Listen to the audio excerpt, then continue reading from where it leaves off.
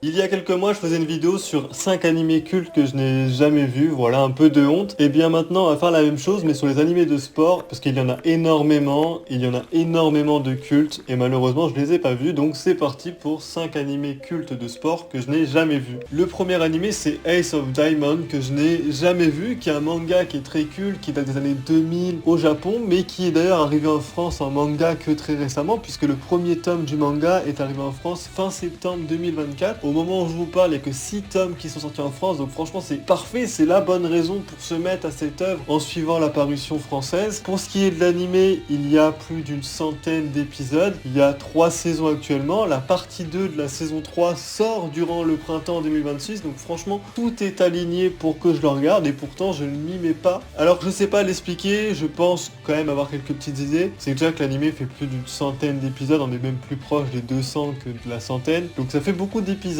Ensuite, le baseball, c'est pas forcément le sport le plus populaire en Europe, je trouve. Peut-être qu'il y a également ce côté un peu réticent de regarder l'animé de baseball, mais pourtant moi qui est passionné par les sports, je devrais m'y mettre. Et si l'animé me donne envie de jouer au baseball, c'est qu'il est réussi à mes yeux. Mais je le mets là parce que j'ose espérer un jour le regarder. Ceux qui l'ont vu, n'hésitez pas à me donner des éléments et des arguments pour que je m'y mette. J'en entends beaucoup de bien, mais il m'en faut peut-être encore un peu plus pour commencer le premier épisode de cette licence. Le deuxième est beaucoup plus récent en termes de popularité, c'est Baki, même j'ai envie de dire Baki the Grappler, parce que je sais que parmi vous, beaucoup n'ont pas vu les 2 premières saisons de l'animé qui datent de 2001-2002. Il y a eu toute la hype avec Netflix qui a adapté la suite depuis 2018, même au moment où je vous parle, dans quelques jours, il y a encore une suite à cet animé qui arrive le 26 février, il me semble, mais je vous cache pas que depuis 8 ans maintenant, je ne suis pas encore rentré dans la hype de cet animé qui pourtant a l'air plutôt sympathique, plutôt bien animé. Je connais beaucoup de gens autour de moi qui l'ont vu, mais j'en connais également beaucoup qui n'ont pas vu les 2 premières saisons, qui a certes une animation très ancienne, mais je pense qu'il faut regarder d'abord par le tout début. Au total, je crois qu'il y a à peu près 120 épisodes en cumulé. Ça prend du temps, je le sais. C'est un animé qui est sur ma liste depuis 2018, mais que je n'ai jamais débuté. J'espère le faire cette année avec justement la suite qui arrive dans quelques jours, mais il faut vraiment que je prenne le temps, et ça, je pense que c'est quelque chose qui me manque pas mal malheureusement. Le suivant n'est nul autre que Aishil 21, pardonnez-moi de la prononciation, hein, je ne suis qu'un français qui parle très mal anglais, mais cette licence, je vais quand même me dédouaner très rapidement. C'est une licence quand j'étais jeune où je regardais quelques épisodes à la télé comme beaucoup de gens je pense, mais je me suis jamais posé devant du premier épisode jusqu'au 145e. C'est une licence qui est dans mon bloc-notes depuis des années, c'est vraiment un animé de sport qui m'intéresse, il faut vraiment que je me mette devant. Parmi tous les animés de cette vidéo, c'est celui que j'ai le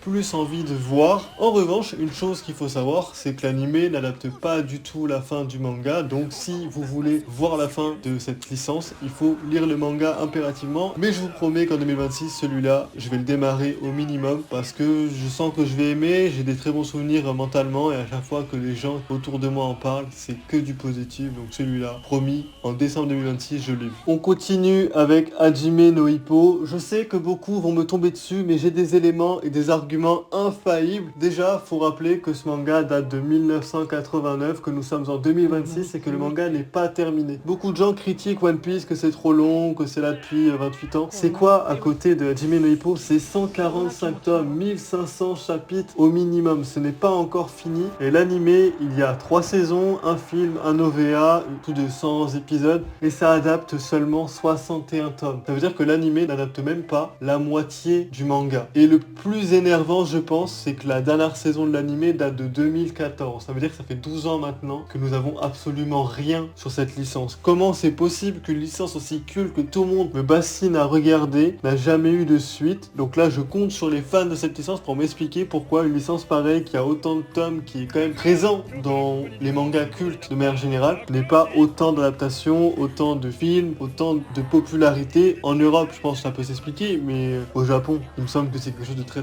connu. Il est dans ma liste, mais pas de suite. Peut-être s'il y a une suite qui est annoncée, je m'y mettrai, mais pour l'instant, je suis pas du tout dans cette licence. Et enfin, le dernier, c'est Slam Dunk, et là, je n'ai pas d'excuses. Combien de fois je vous ai dit que celui-là, je le regarderai, et je ne l'ai toujours pas regardé. Enfin si, le premier épisode, mais à chaque fois que je vois un animé de basket, mon cerveau veut regarder Kuroko, et donc tous les ans, je me refais Kuroko, alors que je le connais par cœur. Alors que Slam Dunk, eh bien non. Déjà, l'animé est extrêmement vieux, il est des années 90. Pourtant, je suis très fan des animés des années 90. 90, hein, mais je sais pas, je trouve que celui-là, il faudrait le réadapter, surtout qu'on sait qu'en 2022, il y a eu un film très bien animé qui adapte la fin du manga, mais d'un point de vue différent. Il me semble qu'on suit pas le même personnage que la fin du manga, mais c'est le dernier match, quoi, le match le plus important qui n'était pas adapté dans l'animé d'origine. Et en plus, on sait que le manga avait eu une réadaptation il y a quelques années. Il est sur ma liste encore une fois, je ne vous ai jamais menti, mais il faut vraiment que je prenne le temps parce qu'il y a 101 épisodes, ce qui est quand même pas mal. Donc voilà, c'était 5 animés de sport cultes que je n'ai jamais vus. En vrai de vrai, j'aurais pu en mettre 8 ou 9 parce qu'il y en avait d'autres, mais on va se calmer là pour la honte et l'humiliation. Vous pouvez me critiquer dans les commentaires avec respect, mais en tout cas, si cette vidéo vous a plu, n'hésitez pas à la liker, à la commenter, à vous abonner. Sur ce, je vous dis à plus à la prochaine pour d'autres vidéos. Salut!